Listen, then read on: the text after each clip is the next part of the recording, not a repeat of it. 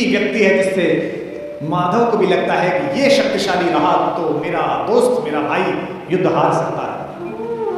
भगवान ने उसे कितने प्रेम से टैकल किया है। राजनेताओं को सीखना चाहिए, कृष्ण से कूटनीति सीखनी चाहिए। जब संधि फेल हो गई और युद्ध लेकर माधव लौटे तो विदुर के घर पर सुबह ही सुबह कुछ मेहमान आए, कृष्ण से मिलने आए। हम भी कहीं ठहरते हैं तो नगर के लोग मिलने आ जाते हैं, महत्वपूर्ण लोग मिलने आते हैं कि तुम्हारा विश्वास है तो हम सब कवियों से मिलने लोग आते हैं। तो विदुर के द्वारपाल ने कहा कि अंगराज कर्ण आए हैं। विदुर ने पूछा कि क्या मुझसे मिलना चाहते हैं? उनसे कहिए राज्यसभा में मिले, हमने अपने अतिथि के साथ व्यस्त हूं। और अतिथि भी कौन? माखन चोर। द्वारपाल ने कहा जी नहीं, वो आपसे मिलना नहीं चाहते, वो आपके अतिथि से मिलना चाहते हैं। कृष्ण ने कहा उन्हें आदरपूर्वक अंदर लेकर आओ। कर्ण आए, कर्ण ने प्रणाम किया। युद्ध में दुर्योधन की पराजय हुई हो चाहे कुछ भी हुई हो, महाभारत के जिन चरित्रों में से एक चरित्र पर मैं अंदर तक फिदा हूं, उनमें से एक कर्ण भी है। क्या योद्धा है, क्या अद्भुत। कृष्ण मुस्कुराए। कर्ण के चेहरे पर दुख और पश्चाताप का भाव था। कर्ण ने हाथ जोड़कर कहा माधव, मैं कल राज्यसभा में आपके साथ हुई बदतमीजी के लिए अपने मित्र दुर्योधन की ओर से आपसे क्षमा मांगने आया। भगवान ने कहा ईश्वर तुम जैसा मित्र सबको दे जो इतने बड़े अपराध के बाद भी क्षमा मांगने के लिए आ जाता है, सबको मिले। कर्ण ने कहा कि अगर आप मुझे थोड़ा सा भी माधव प्रेम करते हैं तो मेरे मित्र को क्षमा कर दीजिए। उसने गलती की, उसे दूत के साथ व्यवहार नहीं करना चाहिए था और आप जैसे दूत के साथ तो सोचना भी नहीं चाहिए। भगवान ने कहा मैं उसे माफ कर दूंगा, लेकिन एक शर्त है। कर्ण अंगराज ने कहा कि इसी क्षण मैं आपको अंग प्रदेश का राज्य दे देता हूं,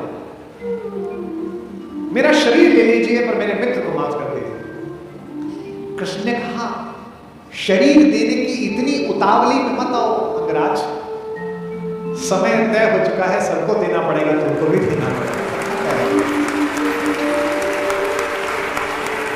कर सकते हो तो इतना करो, अब मैं वापस पांडवों के पास जा रहा हूं, हस्तिनापुर की सीमा तक मुझे छोड़ के आओ। उसने कहा इससे बड़ा सौभाग्य का होगा कि मैं आपको छोड़ने चलूं, आइए मेरे रथ में बैठिए। कृष्ण ने कहा कि ठीक है, मैं तुम्हारे रथ में बैठ जाता हूं। आपकी कार में कोई बहुत बड़ा आदमी बैठने लगे तो कभी भी ड्राइवर से गाड़ी मत चलवाना। ड्राइवर से कहना तू नीचे उतर, सवाल बहुत बड़ा है, अब ड्राइव मैं करूंगा, गाड़ी खुद चलाना। कर्ण ने अपने चालक से कहा कि नीचे उतर, इस रथ पर त्रैलोक्य का स्वामी बैठने वाला है, ड्राइव मैं करूंगा। और कर्ण तो ड्राइवर का ही लड़का है, सूत पुत्र है, उसको तो आता ही है रथ चलाना, और रथ चालक का बेटा है। कर्ण रथ चलाने लगा। भगवान पीछे से उतरकर कर्ण के पास आकर बैठ गए और थोड़ी देर बाद उसका रथ छोड़कर उसे अपने रथ पर बिठा लिया। वहां भी वही रथ चलाने लगा। अब भगवान ने उससे बातचीत शुरू की। देखिए कितने बड़े कूटनीतिज्ञ हैं ये कन्हैया, दिखते भोले हैं लेकिन परम चालू। इनको पता था कि एक ये आदमी है जो फजीता करेगा, इसका मनोबल तोड़ो। पहली बार कर्ण को यह पता चला जो भेद उन्होंने बताया। हरि बड़े प्रेम से कर्ण धर कर ले चढ़े उसे अपने रथ पर। रथ चला परस्पर बात चली, शब्दम की टेढ़ी घात चली। शीतल हो हरि ने कहा हाय, अब शेष नहीं कोई उपाय। कर्ण अब कुछ बचा नहीं, हो विवश हमें धनु धरना है। अब तो हमें यह धनुष उठाना पड़ेगा, क्षत्रिय समूह को मरना है। मैंने कितना कुछ कहा नहीं, विषबाण कहा तक सहा नहीं, पर दुर्योधन मतवाला है, कुछ नहीं समझने वाला है। चाहिए उसे बस रण केवल, सारी धरती कि मरण केवल। ये जो अहंकार है कि मैं कुछ नहीं दूंगा, क्या बोला दुर्योधन 5 गांव माने पे? सूच्यग्रम नैव दास्यामि गुना युद्धे न केशव। एक केशव तुम 5 गांव मांगते हो, मैं सुई की नोक के बराबर भी जमीन नहीं दूंगा। हे वीर तुम ही बोलो अकाम। बिना पार्शल हुए बोलना। कर्ण से पूछ रहे हैं क्या वस्तु बड़ी थी 5 ग्राम? 5 ग्राम ही तो मांगे थे। वह भी कौरव को भारी है, मत गई मूढ़ की मारी है। दुर्योधन को बोधूं कैसे, इस रण को अवरोधूं कैसे? सोचो क्या दृश्य विकट होगा रण में जब काल प्रकट होगा। बाहर शोणित की तप्त धार, भीतर विधवाओं की पुकार। निशस्त्र विशस्त्र मिलाएंगे, बच्चे अनाथ हो जाएंगे। चिंता में क्या और करूं, शांति को छिपा किस ओट धरूं। सब राह बंद मेरे जाने, अब पासा फेंका। पहले तो माहौल बनाया कि तुम सब मरोगे बेटा, तू भी मरेगा और तेरा यार भी। एक तरीका है बचने का। सब राह बंद मेरे जाने, हाँ एक बात है यदि तू माने। देखो कैसे फुसला रहे हैं। तो शांति नहीं जल सकती है, सम्रागनी अभी टल सकती है। पा तुझे धन्य है दुर्योधन, तू एकमात्र उसका जीवन। तेरे बल की है आस उसे, तुझसे जय का विश्वास उसे। तू संग में उसका छोड़ेगा, वह क्यों रण से मुंह मोड़ेगा। जब तक तू उसके साथ है वो लड़ाई नहीं छोड़ सकता। बस ऐसा कर, तू उसे छोड़ दे। क्यों? क्या अघटनीय घटना करार। एक बात बताऊं तुझे कर्ण, एक बड़ी करार घटना इस खानदान में हो गई है, तुझे पता नहीं है। तू प्रता कुक्षिका, प्रथा मतलब कुंती, तू कुंती कोख का प्रथम लाल। तू कुंती का पहला बेटा है। ये पहली बार कर्ण को स्वयं भगवान श्री कृष्ण ने बताया है, सबसे पहली बार। अच्छा ये बात पहले भी बता सकते थे कभी, कर्ण तो रोज मिलता था। जब 14 साल का वनवास था तब बता देते, नहीं। अगर तुरुप का इक्का आ जाए तो चुरू में मत फेंको, बचा के रखो, फाइनल टेबल पे काम आएगा। अब कर्ण को बता रहे हैं कि तू तो कुंती का लड़का है, पनसूत अनादर सहता है, कौरव के दल में रहता है, किस्मत के फेरे में पड़कर का प्रेम सदा बसा दुश्मन के घर। निज बंध मानता है पर को कहता है शत्रु सहोदर को। पर इसमें दोष न तेरा है, तेरा कोई दोष नहीं है। अब कहा मान इतना मेरा, अब इतनी मान, चल होकर संग अभी मेरे, जहां 5 भ्राता तेरे। कहते हैं एक काम कर, अब मेरे रथ में से उतर ही मत। अब मैं हाँक रहा हूं और सीधा वहीं जाकर रुकेगा जहां मेरे 5 भाई हैं। जिसको जिंदगी में किसी ने भाई नहीं कहा, जो मां की एक पुकार के लिए जीवन भर तरसा है, उसको जिंदगी का सबसे बड़ा प्रलोभन दे रहा है हमारा कान्हा। क्या कह रहा है? बिछुड़े भाई मिल जाएंगे, सब मिलकर मोह मनाएंगे। कुंती का क्यों ही परम तने ज्येष्ठ, बल बुद्धिशील में परम श्रेष्ठ। और क्या करेगा? पद त्राण भीम पहनाएगा। भीम तेरे को चप्पल पहनाएगा। कैसे कैसे लालच है, कैबिनेट मिलेगी। और उसमें भी कोई छोटा मोटा मिनिस्टर नहीं, सीधा ही प्राइम मिनिस्टर। पद त्राण भीम पहनाएगा, हैं? धर्माधिक युधिष्ठिर चमर डुलाएगा। तेरे दरबार के बाहर कौन खड़े होंगे? पहरे पर पार्थ प्रवर होंगे। जो तेरा दुश्मन है, तेरा छोटा भाई अर्जुन, ये तो तेरा एनएसजी कमांडो बनेगा। पहरे पर प्रार्थ प्रहर होंगे, सहदेव नकुल अनुचर होंगे। सब लोग तुझे पहचानेंगे, असली स्वरूप को जानेंगे। खोई मणि को जब पाएगी, आखिरी दाव जो मारा है, खोई मणि को जब पाएगी, कुंती भूली न समाएगी। क्या लालच है, क्या लालच है। आहा, कुरराज स्वयं झुक जाएगा। संसार बड़े सुख में होगा, कोई न कहीं दुख में होगा। सब गीत खुशी के गाएंगे, तेरा सौभाग्य मनाएंगे। और आखिरी में ऐसी बात कहता है, और कौन दुनिया को जो देता है वो भीख मांग रहा है। मेरे कन्हैया को पृथ्वी की आग डालने के लिए भीख मांगनी पड़ी। कुरुराज समर्पण करता हूं, पूरा राज्य कुरुराज समर्पण करता हूं, साम्राज्य समर्पण करता हूं। यश मुकुट मान सिंहासन ले, बस एक भीख मुझको दे दे। कौरव का तज रण शोक सखे, भूखा भावी हर शोक सखे। ये तो कन्हैया है जो इतनी स्ट्रेटेजी अपनाते हैं। किस लिए? देखो ये बड़ा गहरा गणित है, समझो। इस दाव को चलने में कृष्ण का कोई नुकसान नहीं है। अगर कर्ण इधर आ जाता तो महाभारत समाप्त हो जाती। और एक ऐसा योद्धा जो सुबह दोपहर शाम इसी बात की कसम खाता था कि अर्जुन को मारना है, इन पांडवों को मारना है, इसके कलेजे में ये बात डाल दो कि ये तेरे भाई हैं, तो जब युद्ध लड़ेगा तो थोड़ा तो हाथ कांपेगा, थोड़ा तो दिल के अंदर को धुक पैदा होगी। शत्रु की मानसिकता को कमजोर करना, शत्रु की मानसिकता पर प्रहार करना, ये काम है। लेकिन कृष्ण की इस कथा में थोड़ा स्मरण कर्ण का भी कर लो कि उस जैसा कोई आदमी भी पैदा नहीं हुआ जो इतनी सारी चीजों को ठुकरा दे और खुल के कह दे, ऋणी कर्ण का रोम रोम जानते सत्य जय सूर्य सोम, तन मन दुर्योधन का है यह जीवन दुर्योधन का है। और दो पंक्ति जो कही है कर्ण ने, मैं उसकी दृढ़ता को और उसके समर्पण को प्रणाम करता हूं। सुरपुर से भी मुख मोड़ूंगा, केशव मैं उसे न छोड़ूंगा।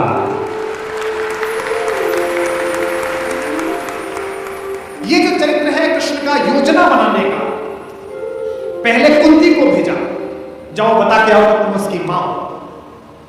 मां ने कहा कि मैं तू वापस आया,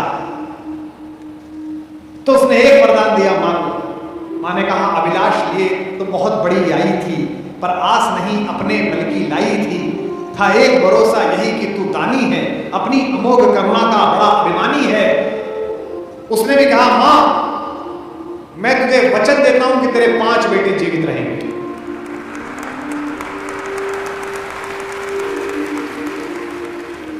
इसका मतलब है कि कर्ण ने कहा कि युद्ध के बाद 5 बेटे जीवित रहेंगे, अर्जुन के अलावा किसी पर हथियार नहीं उठाऊंगा, अर्जुन मिलेगा तो छोड़ूंगा नहीं, अर्जुन मर गया तो युद्ध समाप्त करवा दूंगा, तब भी तेरे 5 बेटे जिंदा रहेंगे, खुलकर कहूंगा ये मेरी मां है। और अगर अर्जुन का दाव चल गया मां, तो तुझे पता और मुझे पता कि हम मां बेटे, तेरे 5 बेटे जिंदा रहेंगे। जा मां मैं तुझे वरदान दे रहा हूं, तू दान दान रही किंतु क्यों माता, पुत्र ही रहेगा सदा जगत में दाता। मैं ही देता रहूंगा, दुनिया तो उससे सदा सभी कुछ लेगी, पर क्या माता भी उसे कभी कुछ देगी। मैं एक कर्ण अतएव मांग लेता हूं, बदले में तुझको 4 कर्ण देता हूं। छोड़ूंगा मैं तो कभी नहीं अर्जुन को, तोड़ूंगा कैसे स्वयं पुरातन प्रण को, पर अन्य पांडवों पर मैं कृपा करूंगा, पाकर भी उनका जीवन नहीं हरूंगा। और जिन्होंने महाभारत पढ़ी है उन्हें पता है कि जब कर्ण सेनापति बना उस दिन उसने चारों पांडवों को 5 बार पकड़ के छोड़ दिया। भीम को उसके रथ के आगे आके नृत्य करने लगा गुस्से में रोता हुआ कि मुझे अपमानित करके छोड़ता है, मैं क्षत्रिय हूं, मेरा वध कर मुझे मार दे। और गालियां बकने लगा, तू सूत का पुत्र है, तुझे क्या पता कैसे लड़ा जाता है। भीम के रथ को तोड़ दिया अपने तीरों से कर्ण ने। उसी कर्ण को इन्होंने जो पीछे खड़े मुस्कुरा रहे हैं बिना शस्त्र के मरवा दिया, उसके हाथ में कोई धनुष नहीं और मरवा दिया। अर्जुन से कहा मार अभी मार। आपको लग सकता है कि ऐसा क्यों हो गया, यही कृष्ण है जो कूटनीति को इस प्रकार नियोजित करते हैं कि उसका तर्क भी साथ साथ देते हैं। रश्मिरथी में मेरे पिता में मेरे बाबा हमारे खानदान के बड़े दिनकर कहते हैं कि विपद में कर्ण को यो ग्रस्त पाकर, सराशनहीन अस्तव्यस्त पाकर, जगाकर पार्थ को भगवान बोले, खड़ा क्या देखता है मौन भोले। सराशन तान, बस यही अवसर यही है, तान मार इसको, घड़ी फिर और मिलने की नहीं है। विषख कोई बाण, बाण कोई गले के पार कर दे, अभी ही शत्रु का संहार कर दे।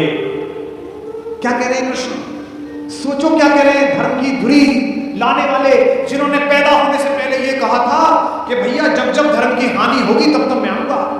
यदा यदा हि धर्मस्य ग्लानिर्भवति भारत अभ्युत्थानम् अधर्मस्य तदात्मानं सृजाम्यहम्। धर्म की स्थापना के लिए आए हैं और निहत्थे को कह रहे मार मार मार। ये क्या है, ये अधर्म है कि धर्म है। अब मैं तर्क दे रहा हूं कृष्ण की ओर से, जो कृष्ण ने उस समय तर्क दिए होंगे। कहते हैं श्रवण कर विश्व गुरु की देशना यह, विजय के हेतु आतुर ऐशना यह, सहम उठा जरा कुछ पार्थ का मन, विनय पे ही मगर बोला किंचन नरोचित, किंतु क्या यह कर्म होगा, मलिन इससे नहीं क्या धर्म होगा। हंसे केशव, वृथा हट ठानता है। अभी तू धर्म को क्या जानता है? कहूं जो पाप उसको धर्म है।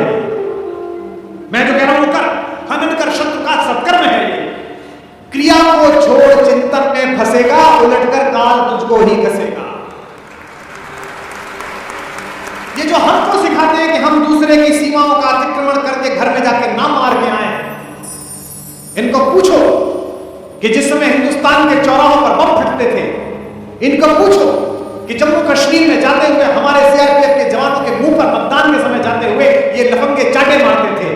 इनको पूछो कि पड़ोसी के भीख मिले हथियारों से हिंदुस्तान की मां बेटियों को आतंकित करने वाले और केसर की क्यारी में बारूद भरने वालों को सीमा के अंदर पार घुस के मारा जाए कि ना मारा जाए, देश का एक बच्चा कहेगा कि मारा जाए।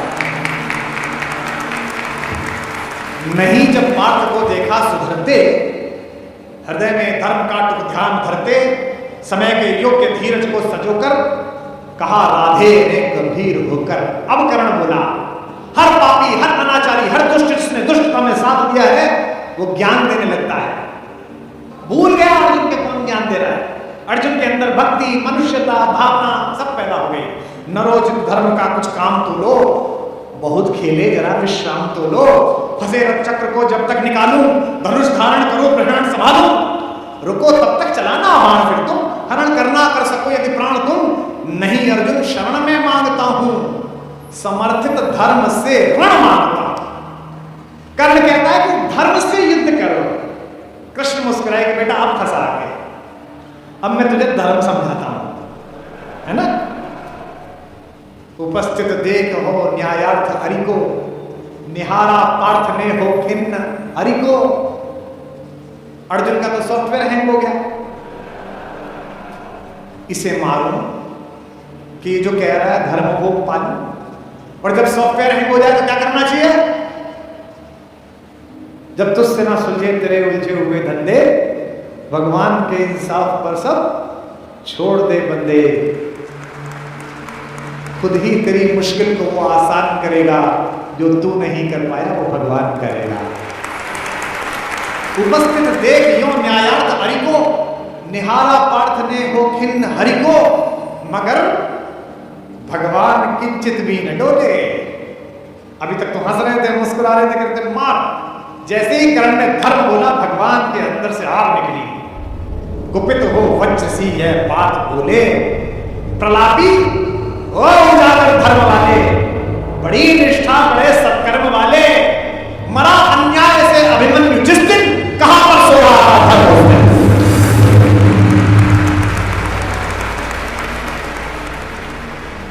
मरा अन्याय से अभिमन्यु जिस दिन, कहां पर सो रहा था धर्म उस दिन।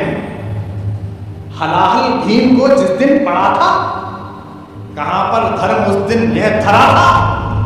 लगी थी आग जब लाक्षा भवन में, हंसा था धर्म ही क्या तब भुवन में। और एक पंक्ति बेटे पे आ जाए, पत्नी पे आ जाए, मां पे आ जाए तो खून खोल जाता है। अर्जुन का खून खोला रहे भगवान मेरे। सभा में द्रौपदी की खींच लाके, सुयोधन की उसे दासी बताकर, सुवामा जाति को आदर दिया जो, बहुत सत्कार तुम सबने किया जो। नहीं वह और कुछ सत्कर्म ही था, उजागर शील भूषित धर्म ही था।